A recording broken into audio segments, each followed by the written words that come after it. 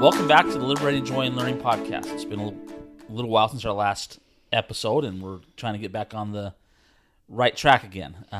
As I've probably stated before, I'm Robert Beckstrand, and the last time we learned about the importance of suspending expectations while wondering shamelessly, and the power wondering can have no matter where we are in our learning. It helps us understand what we want to learn better. Brene Brown explains that if we stop long enough to create a quiet emotional clearing, the truth of our lives will invariably catch up with us. Right. So a few weeks ago, I had one of those spaces, right, where I had made some emotional clearing. And my goal with Learning Liberated is to help learning happen better and more often. There are, however, some things that can only be learned in our extremities, which often isn't very fun. When hard times come, we tend to tense up as if we're preparing ourselves for fight or flight. However, fight or flight is not learning, it's just reacting. If we want to learn in our extremities, we can't just endure, we need to feel. Wondering is where we start to do that. That was that moment, right? Right. This concept of feeling as we wonder. Right. It's where we explore ideas and feelings, particularly anything related to what we're seeking to learn. And as we've discussed before, everything we do with wondering shamelessly continues with us and all of our other primary lenses. When we know how it feels to wonder shamelessly about our learning, then we can move on to the feeling of claiming our learning, etc. Right. Right. So that means when we're comfortable in no matter what situation we are to question not question ourselves, but ask questions. I think that's a very important distinction. Is we're not questioning where we're going. We're asking questions about how we're getting there to whatever our goal is. And when we feel comfortable about that, that's when we've mastered that art, or we're always learning about this, but you're able to move on, and you're able to move on to the next steps of claiming your learning and really learning intently and effectively. Right. You just want to ask lots of questions and feel those things. Right. Sometimes it's not just asking questions, but it's what am I feeling right. kind of questions, right? And right. how is this, what feelings do I want to feel more of? Right. And as what I'm feeling, is it something that I want to build on or not? That what we talked about in the previous series of sometimes you need to let go. And that's what that wondering shamelessly helps us do when we're able to say, okay, am I going the right direction or not? Is this something I want to pursue or set aside for a little while? Right. So when the question that we would like to ask is, what have you taken time to feel in relation to learning? Think about that for a minute and, answer it for yourselves. When you have been learning something, whether it's in a profession or it's around the house, whether it's learning to disc golf or it's learning to grow a garden or whatever, have you taken that time to feel in relation to your learning? Have you taken the time to ask yourself, how does this feel? How does this make me feel? Am I feeling good about where I'm going, or am I not feeling good? Why am I having these feelings? Right. So some things that you might feel like with gardening, lots of frustration. It's okay, take a moment and feel the frustration of that. And what do I need to do to overcome that? Right. What are the steps that I need to overcome? How can I use those feelings to empower what I want to do next? Right. And not just be frustrated or whatever. It's the feelings, whether they're frustration or elation. How can I use that emotion to build on what I'm doing and what I'm learning? Right. So it could be impatience. It could be frustration. Right. It could be I just need to endure this, or it could be.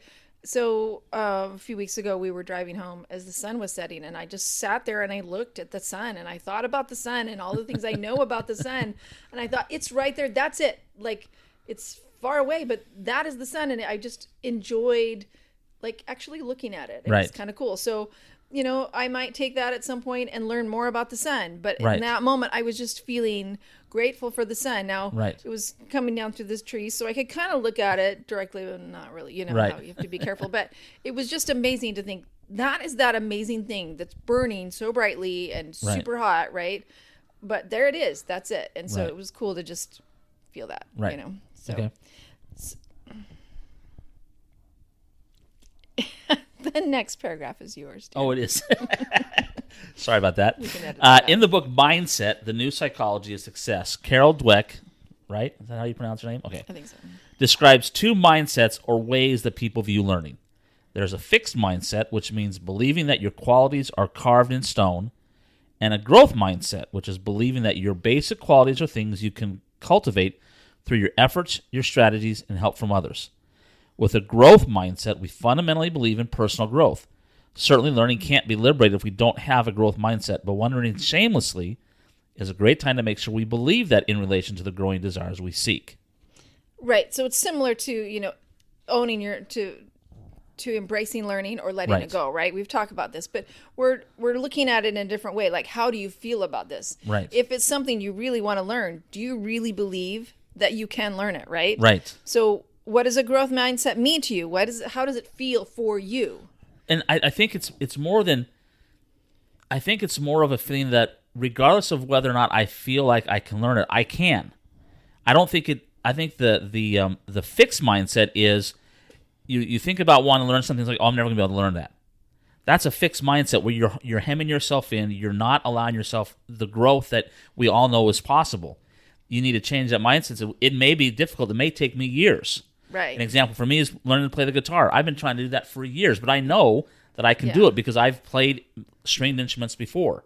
Right. I know I can do it. It's just taking the time to do it. Right. And it's not that you don't, and it's all about belief, right? Right. So, I don't care to learn to play chess.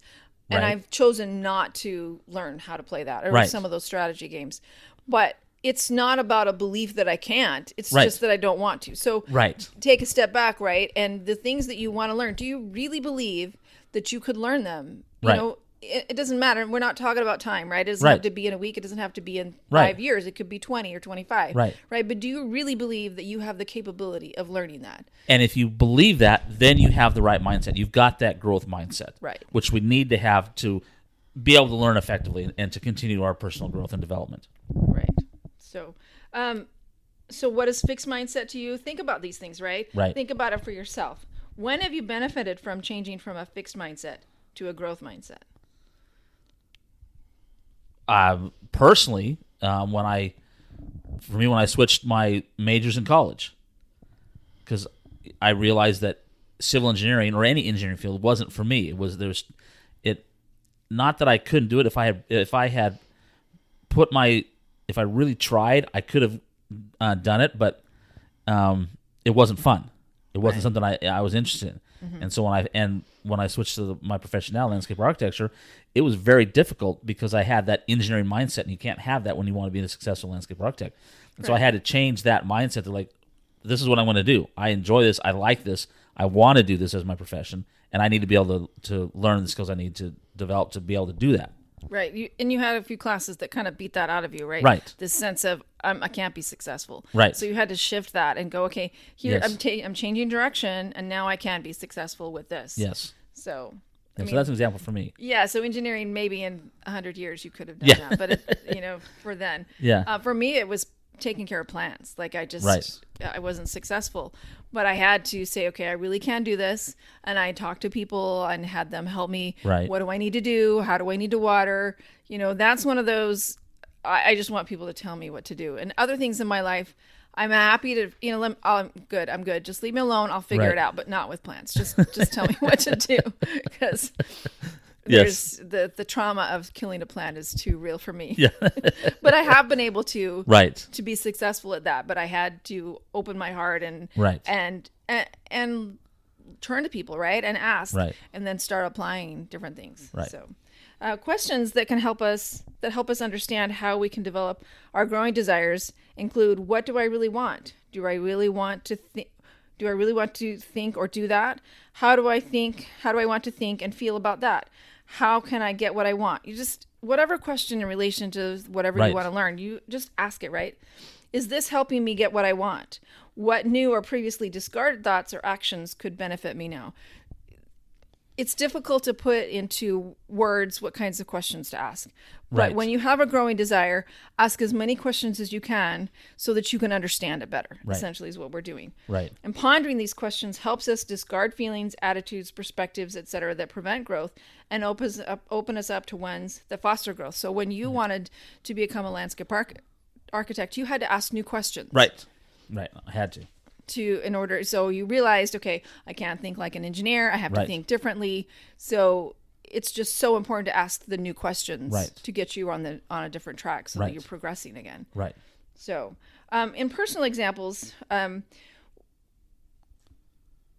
I had a situation where I wanted to learn how to forgive others better.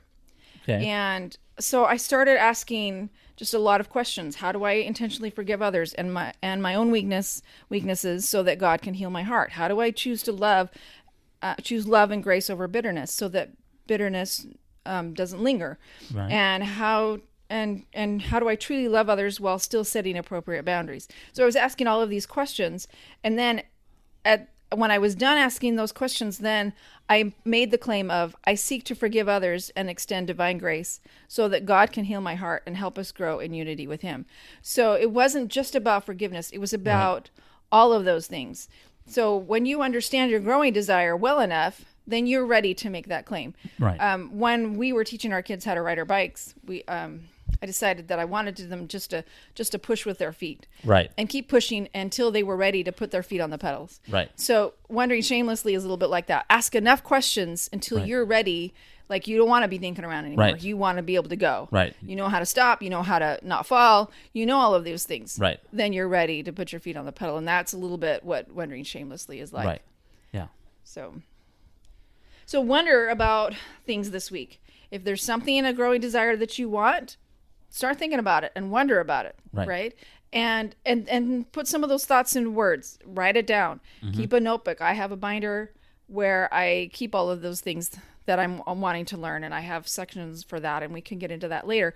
But start writing things down. It's so important to actually make it real for yourself by putting it on paper. Right.